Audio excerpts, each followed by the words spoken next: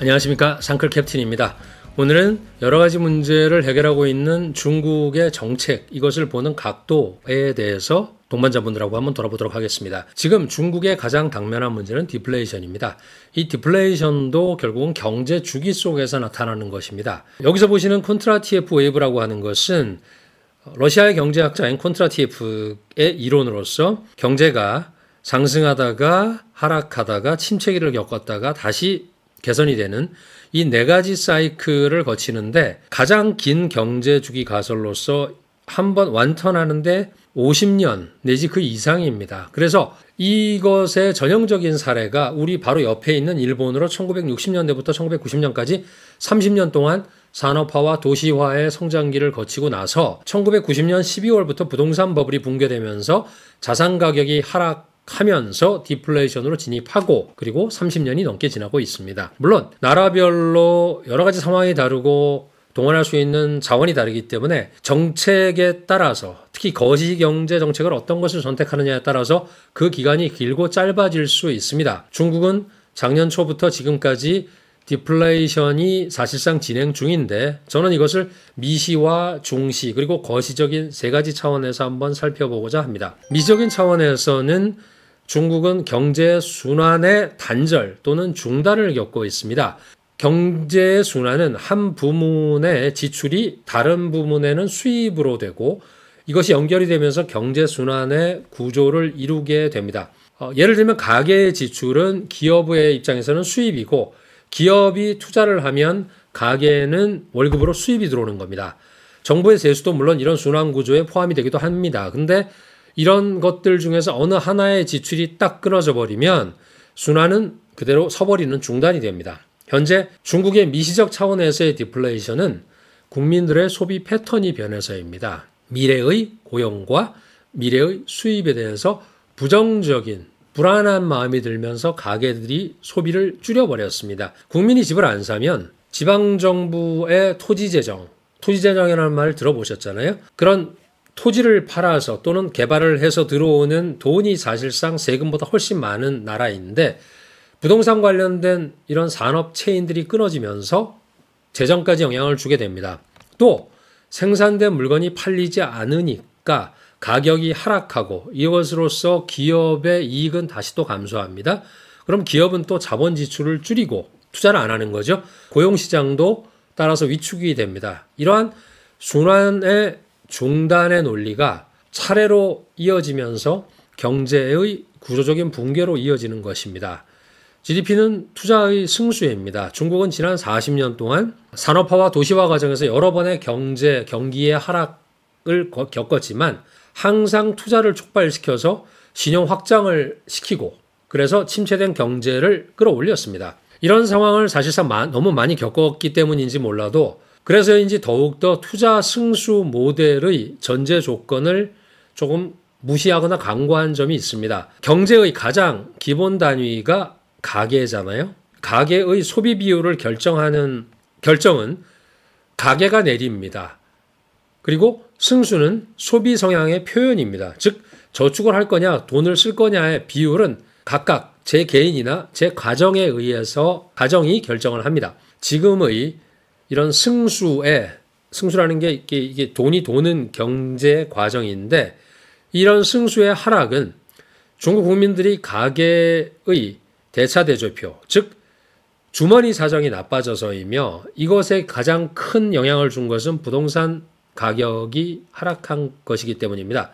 사실상 40년간 추진된 산업화 도시화의 결과로 형성된 게 도시의 중산층입니다. 급격하게 증가한 중산층들의 70~80%의 자산은 부동산입니다.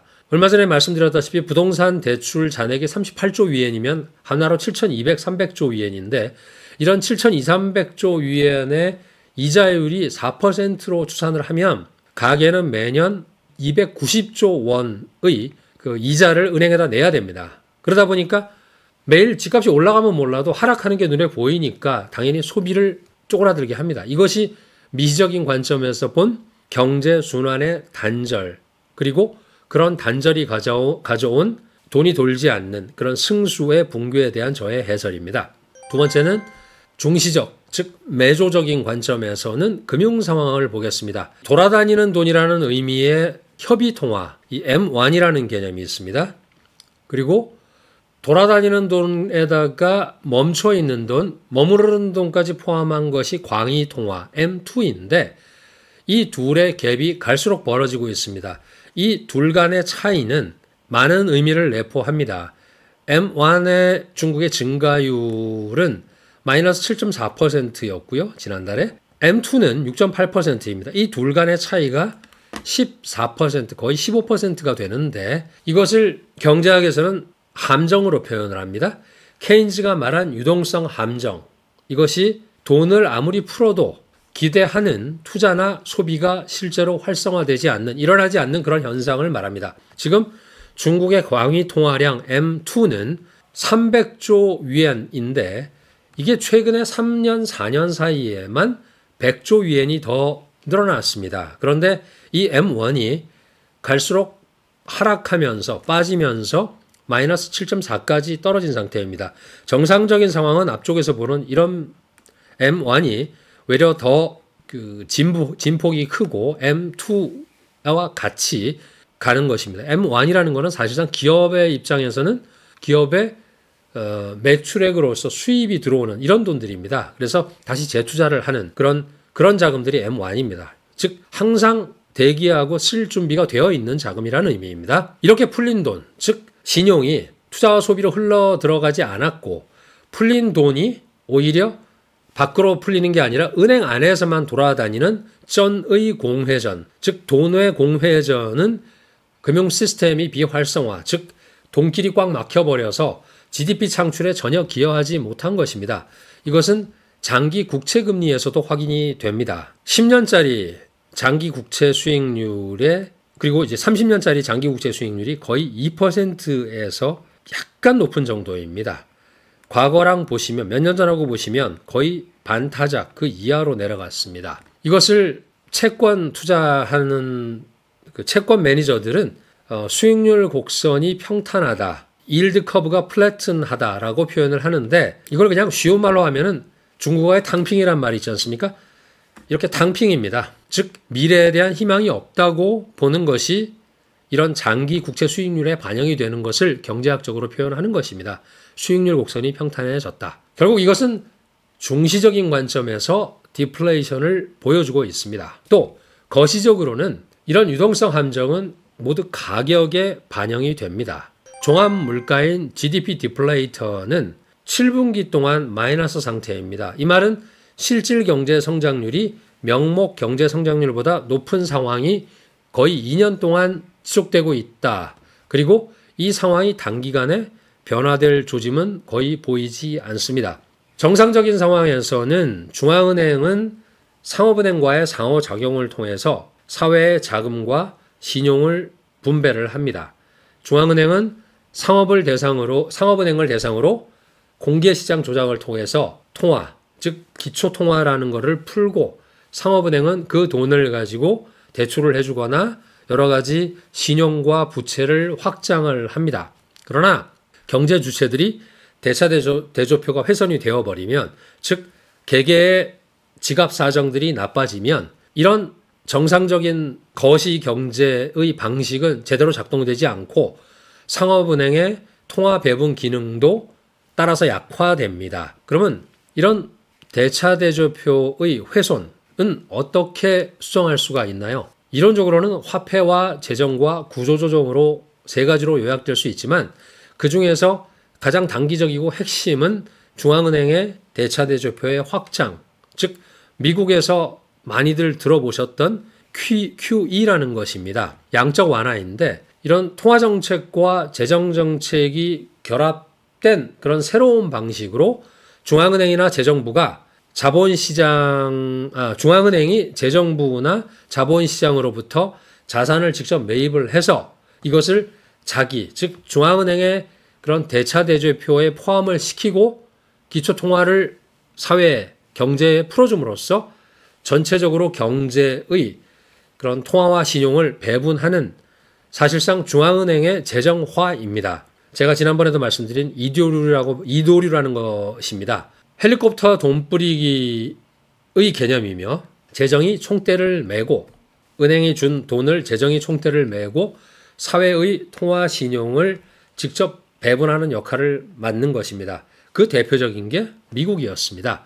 팬데믹 때 소위 MMT라고 하는 현대 화폐 이론의 이름 하에서 재정이 직접 가계와 기업에 약 5조 달러를 뿌려서 경제 참여 주체들의 지갑의 훼손, 즉 대차대조표상의 어떤 충격, 훼손을 막은 것입니다. 하지만 그동안은 중국 같은 경우는 익숙했던 재정 방식이 미국과는 다릅니다. 특히 지방정부의 재정 방식은 채권을 발행을 하고 자금을 조달을 해서 이것을 경제적으로 파급 효과가 큰 SOC나 인프라에 투자한 것이고 이것이 사실상 정부 재정이 사회의 어떤 시설 또는 회사에 대해서 주주가 되는 그런 형식이었습니다. 하지만 최근처럼 훼손된 그런 대차대조표의 상황에서는 이 방법이 통하지 않게 되어서 새로운 방식을 고민하게 된 것입니다. 그래서 일본의 경험이 중국이 직면한 그런 이런 디플레이션 또는 경기의 슈퍼사이클과 그 문제의 해결에는 참고가 될 수 있습니다. 앞에서 말씀드린 대로 일본은 버블이 붕괴되고 나서 30년 이상 디플레이션 상태가 지속되었습니다. 이 표에서 보시는 것과 같이 80년대를 지나면서 쫙 버블이 터지고 또 플라자 합의 이후에 부동산이 망가지면서 여기까지 왔었죠. 그랬다가 2000년, 90년대 후반부터 재정 그리고 아베노믹스가 이제 2000년 10년부터 시작이 됩니다. 사실 아베노믹스의 가장 강력한 것은 그 구조조정으로 재벌을 강력하게 제약을 했고 이는 중소기업의 성장을 가져오면서 중소기업의 고용이 좋아지고 일본 경제도 회복되면서 자본시장의 위험 선호도도 올라서 2013년 이후에는 약세장을 벗어나서 부동산 버블의 과거의 최고점인 이게 3만 8천 정도 될 겁니다. 넘어서는 그래서 4만 포인트를 넘어가는 10년 이상의 상승 자본시장을 구가하게 됩니다. 중국도 지금 새로운 통화와 재정 그리고 구조 개혁을 모색하고 있습니다. 그것과 관련해서 다음 세 가지 측면을 봐야 합니다. 첫째는 통화 신용 분배 시스템의 개혁을 잘 봐야 합니다. 기존의 통화 신용 분배 시스템 또는 체계는 중앙은행과 상업은행 중심으로 운영이 되었지만 산업화 도시화 또는 부동산 사이클에 기반한 시스템이었기 때문에 최근에 이런 상황에서는 중앙은행과 재정부의 협력 방식, 즉 통화와 재정 간의 과거보다 훨씬 더 긴밀한 고도의 협업이 필요합니다.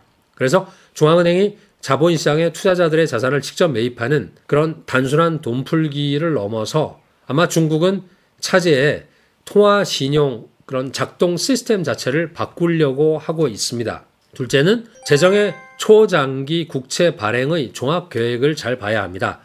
이는 경기가 하락할 때마다 땜빵식으로 1조, 2조 원을 집어넣는 특별국채를 발행하는 그런 방식으로 대응하는 것이 아니라 5년에서 10년에 걸친 장기 계획 하에서 추진되는 것으로 그 지원의 대상은 최근에 주머니 사정이 손상이 되어버린 도시의 중산층이나 청년층이 되어야 합니다. 왜냐하면 이들이야말로 소비를 하는 주체이고 경제적 효용과 또는 소비 수요의 탄력성이 큰 집단이기 때문에 장기적으로 이들을 도와줌으로써 그것이 가져올 경제적인 운용 또는 효용의 변화들을 더 눈여겨봐야만 합니다. 세 번째로는 중국 경제의 체제적인 특성을 이해하고 봐야 합니다. 중국 경제의 가장 큰 특징은 제도 기업가라고 불리는 지방정부입니다.